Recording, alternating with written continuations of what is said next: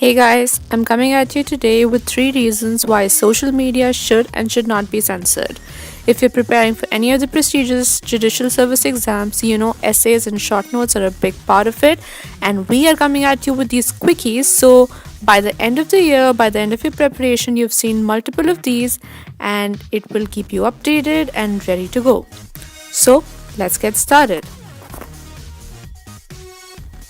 Most of us have seen internet go from a sad dial-up connection, which sounded something like this,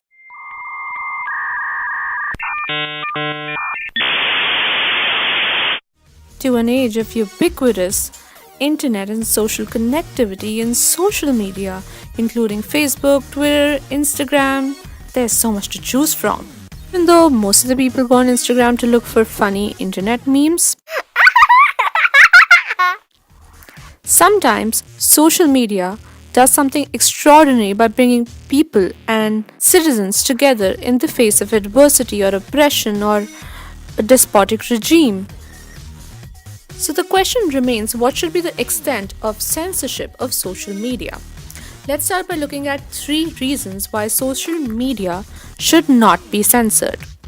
Number 1, because we are a democracy and not a dictatorship. Authoritarian governments often shut down social networks. In fact, it is one of the hallmarks of a despotic regime to clamp down on free speech by throttling social media. And I don't think we are one of those. At least I hope not. Number 2, because it spurs dissent, and that spurs progress.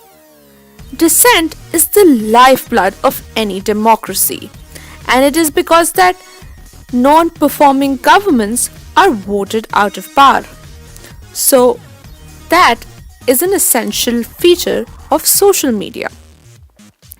Number 3, because it tremendously aids in rescue and rehabilitation in times of natural disasters.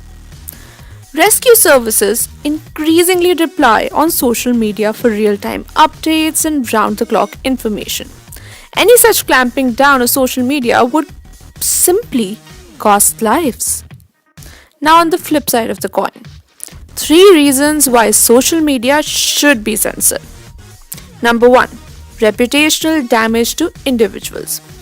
It takes years, if not decades, for people to make their reputation in society, and it can take hours or minutes on social media for that hard-earned reputation to be destroyed by some untrue meme or a false article. And that is why social media sometimes should be censored or curtailed. Number 2, because it can fan the flames of communalism or other such social vices.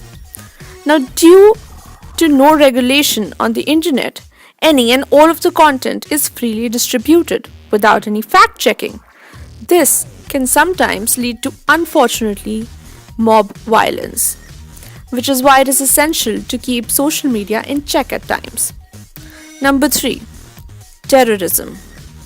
Terrorists these days increasingly use social media and internet to spread their hate and also to do recruitment of young impressionable youth. Again, because of which it becomes essential for the governments to check social media. Our solution: freedom of speech under Article 19, Clause 1, Subclause A is not absolute but qualified by Article 19, Clause 2. That gives the government the power to regulate, but such regulation should not be overboard and should not tread into absolute censorship. For example, ban the hate-mongering and terrorism sites, but let the memes on our favorite politicians stay.